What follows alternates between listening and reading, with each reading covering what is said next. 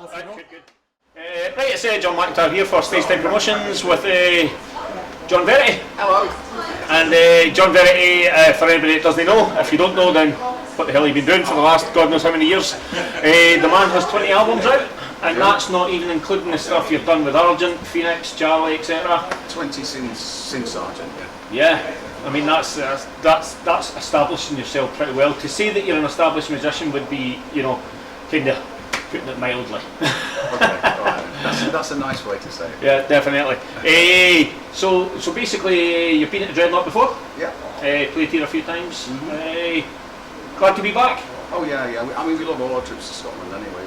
We've got some nice people that we see all the time. The thing about doing gigs is it's really nice to see some familiar faces out there, you know. So, and we know we're going to get that at the Dreadnought.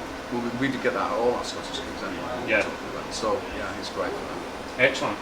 So coming up this year, do you have things like festivals? Because you've Yeah, we've got something like 20 festivals coming up quite soon, you know, from now to the autumn, in what we call the festival season, really. Right. And we've got some theatres to do. I think the next theatre is one in Milton Keynes called The Stables. That's on June the 6th. Then the next festival is down south, it's called the Secret Widget Festival. Then after that, if you look on our gig list actually on the website, which is johnverity.com, you'll see all this stuff. And we're just about everywhere. We try and cover every tiny bit of the country if we can. Right. Yeah, so we're busy and it's great. Aye, it's good. I mean, you've played with some great people. We've worked with some great people, not only as a musician but as a producer as well. Yeah. So you had a great career. Well, I had a period when I thought in the mid to late 80s, I wondered if we should maybe come off the road and just do production work. Because I met a lot of people that said they wanted to work with me in the studio, so I did that for a bit. But I just missed this bit, you know. Yeah. Because we're at the Dreadnought now. I just missed the whole live vibe thing, you know. Yes. So you can't beat it. No. So I just thought I'm just going to come back, you know. But the thing about the live scene is that people do forget you pretty quickly. Yeah. So whilst people sort of remember, a lot of people will remember the name, they don't remember too much about what I do, so we've had to start again in a way and just get around. So we've spent the last 3 or 4 years just building it up again, and luckily now we seem to be back where we were. Excellent, brilliant. Which is good. So have you got any new releases in the works at the minute? I know you had the album out in 2017. Yeah, Blue to My Soul was the last album, and our albums normally have a life of about 2 years. I don't mean that they disappear then, but that's that we work on for a period of 2 years, and it's about 1.5 years since the last album. And about a month ago, I wrote a new song that I didn't want to wait to the next album to release it, so I put an EP out. Right, oh, great. So it's this new song which is called Where's the Love, and it's a bit different for me as well. Right. But it's a song with a bit of a message lyrically, I think.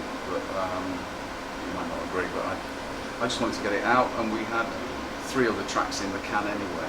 Right. So I put those 4 tracks together and did an EP, which is I've never done an EP before. So yeah, well, EPs have kind of become the new album, eh? Yeah. So it's a very popular thing for people to do now. Well, we're getting all 4 tracks are getting played on radio, so I've done something right, you know. Yeah. Brilliant. Yeah, so it's great. Aye, that's good.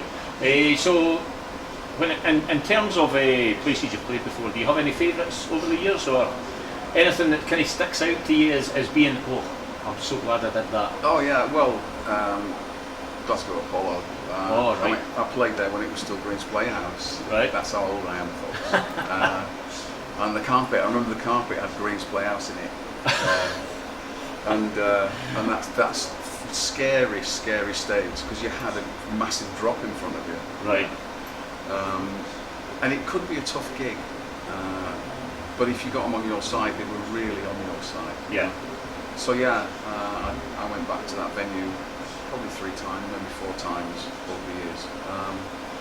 Yeah, and then in the south, I don't like huge venues. I've never liked, because I like to see the lights of their eyes. You know. Yeah.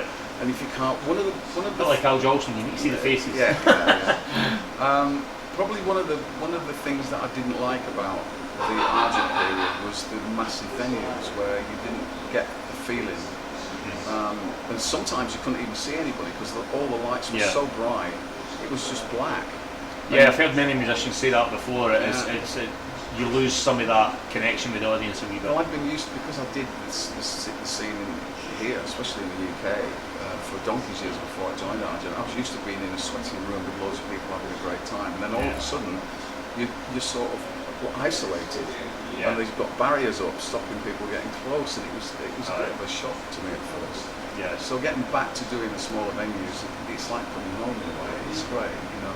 I would agree with you. I mean, I prefer, as a gig photographer, you know, doing smaller venues as well, because you get far more intimate shots at it. So I do prefer that myself. I like that. I like it when bands can come out and, you know, spend some time with you. And that's what it's all about. It's great, connected, because it makes a fan's night to, you know. Well, luckily the festival scene over here isn't too gigantic. Yeah. You know, I mean, I've played festivals where there've been 300,000 people there, and you wonder whether anybody anywhere near towards the back actually gets any feel of what's going on. You know? Yeah, that's true. So at least the festivals here, people, they are accessible. You know, they are close enough to you to be able to communicate. That's great. Right, so I'm going to record some live tracks of you tonight. Okay, yeah. And we'll put some clips on the end of this. Looking back to see it, she was looking back to see it, oh, looking back at her.